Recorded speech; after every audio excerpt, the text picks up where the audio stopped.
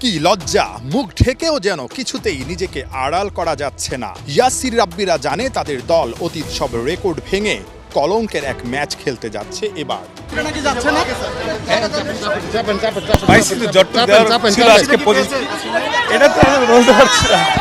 BPL ইতিহাসে প্রথমবার কোনো দল তাদের টিম বাস নিয়ে মাঠে গেছে একজন বিদেশি ক্রিকেটার ছাড়া। দিনভর নাটক, ম্যাচের 5.5 ঘন্টা আগে হুট করে দুর্বার রাজশাহীর হোটেল বদল, তারপর আকাশে বাতাসে গুঞ্জন ম্যাচ বয়কট করতে যাচ্ছে রাজশাহীর ক্রিকেটাররা। কথায় আছে যা রটে তা কিছুটা হলেও বটে।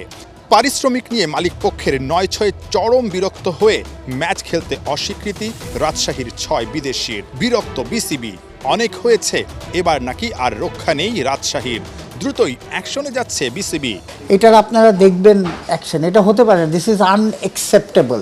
আমরা এটা আজ করতেই পারি, আসলে কেন মাঠে আসেনি, এটা কি আসলে একটু দুঃখজনক কিনা আপনাদের জন্য? দুঃখজনক তো ডেফিনেটলি। একজন কেউ টিম নিয়ে এই যা ঘটনা ঘটতেছে এটা টোটালি অনাকাঙ্ক্ষিত। সো আজকে এখন ধরেন এটা আজকের মধ্যেই আমরা কিছু ইনশাল্লাহ ডিসিশন, কি ধরনের ডিসিশন আসতে যাচ্ছে মিঠু ভাই? কারণ কঠিন কোন ডিসিশন নেওয়াটা কিন্তু খুব জরুরি। হ্যাঁ, এখন তো জরুরি হচ্ছে আপনি কতটুকু ছাড় দিবেন। বেসিক্যালি আমাদের ছাড় তো দিচ্ছি আমরা, যে ঠিক আছে খেলুক, কিন্তু আমরা তো প্লেয়ারদের উপরে বিপিএলের রেপুটেশনের উপরে আমি কেউ নষ্ট করবে, এটা তো আমরা ক্রিকেট বোর্ড, আমাদের প্রধান দায়িত্ব হচ্ছে এটা প্রোটেক্ট করা। এবার তো অনেক বিদেশি রাজশাহী টাকা পাননি দেখেই তারা মাঠে আসেননি, এখনো স্টিল তারা হোটেলে, মানে তাদের পাওনাটা তারা যেন বুঝে দেশে ফিরতে পারে, এটা আপনারা নিশ্চিত করবেন কিনা? ডেফিনেটলি এটা আমরা নিশ্চিত করতে হবে ফর বাংলাদেশ ক্রিকেট বোর্ডের প্রেস্টিজ বলেন, বিপিএল একটা আমাদের বড় সম্পদ, এটার প্রেস্টিজ সব কিছুর জন্য কিন্তু আমাদের করতে হবে। বিদেশিরা ম্যাচ বয়কট করলেও খুশি লোকাল ক্রিকেটাররা। জিসানরা শেষ মুহূর্তে তড়িঘড়ি করে বাসে উঠলেন সাদা খাম হাতে নিয়ে।